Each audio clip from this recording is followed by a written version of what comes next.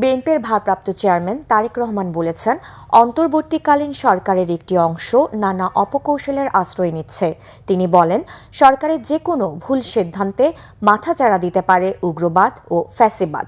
কারো ক্ষমতার জন্য জনগণ ১.৫ দশক আন্দোলন করেনি বলেও জানান বিএনপির ভারপ্রাপ্ত চেয়ারম্যান। রিপোর্ট করছেন সেকান্দার রহমান।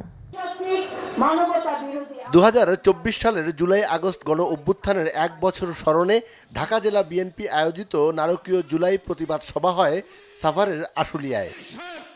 এখানেই গণতান্ত্রিক আন্দোলনে থাকা শ্রমজীবী ও সাধারণ মানুষকে হত্যা করে পুলিশের ভ্যানে উঠিয়ে পুড়িয়ে ফেলা হয় লাশ। সেই বীভৎস দৃশ্য মঞ্চায়ন হলে আবেগে আপ্লুত হয়ে পড়েন শহীদ পরিবারের সদস্যরা।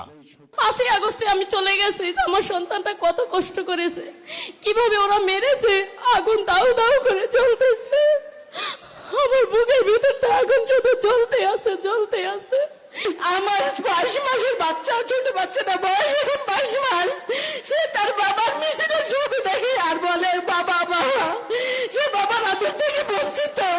যারা এরকম করছে আমাদের, আমি চাই আমার স্বামী যেভাবে মারছে তারা, আমার স্বামী যেভাবে মারছে তাদের এইভাবে শাস্তি দেওয়া।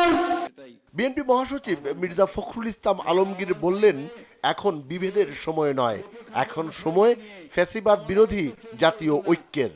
আমাদের আহ্বান থাকবে যে ছোটখাটো বিষয়গুলো নিয়ে এমন অবস্থা তৈরি করবেন না যে অবস্থায় আবার সেই ফ্যাসিস্ট হাসিনা কোনো সুযোগ পায় দেশে ফিরে আসার। আমরা অনুরোধ করব সমস্ত রাজনৈতিক দলগুলোর কাছে যে আসুন আমরা অতি দ্রুত আমাদের যে সমস্যাগুলো আছে সেগুলোকে মিটিয়ে ফেলে আমরা গণতান্ত্রিক ব্যবস্থায় ফিরে যাই। বিএনপির ভারপ্রাপ্ত চেয়ারম্যান তারেক রহমান বলেন, জনগণের প্রতিনিধি হতে হলে জনসম্পৃক্ত থাকতে হবে, কোনো ষড়যন্ত্রই সফল হবে না বলে জানান তিনি।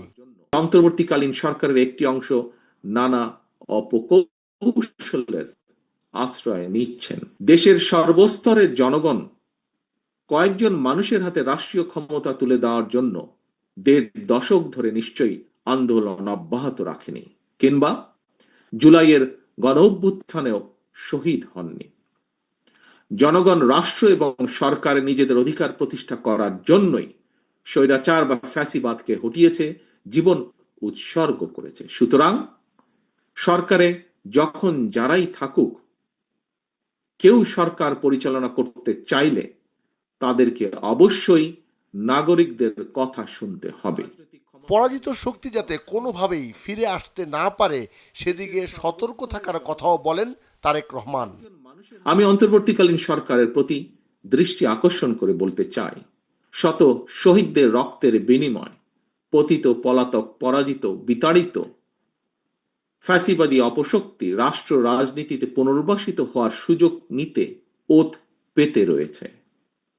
সরকারের যে কোনো ভুল সিদ্ধান্তে দেশে গণতন্ত্রের উত্তরণের যাত্রা পথকে সংকটে ফেলে দিতে পারে। দেশে ফ্যাসিবাদ, উগ্রবাদ, চরমপন্থা মাথাচাড়া দিয়ে উঠতে পারে। কাজেই এই ব্যাপারে আমাদের সকলকে, বিশেষ করে অন্তর্বর্তীকালীন সরকারকে অত্যন্ত সতর্ক থাকতে হবে, থাকা প্রয়োজন। এর আগে শহীদ পরিবারের সদস্যদের সম্মাননা জানানো হয় বিএনপির পক্ষ থেকে। আগামী দিনে আহত ও শহীদ পরিবারের পাশে থাকার কথা আবারও জানান বিএনপি নেতারা। সিকান্দার রহমান, বাংলা ভিশন, ঢাকা।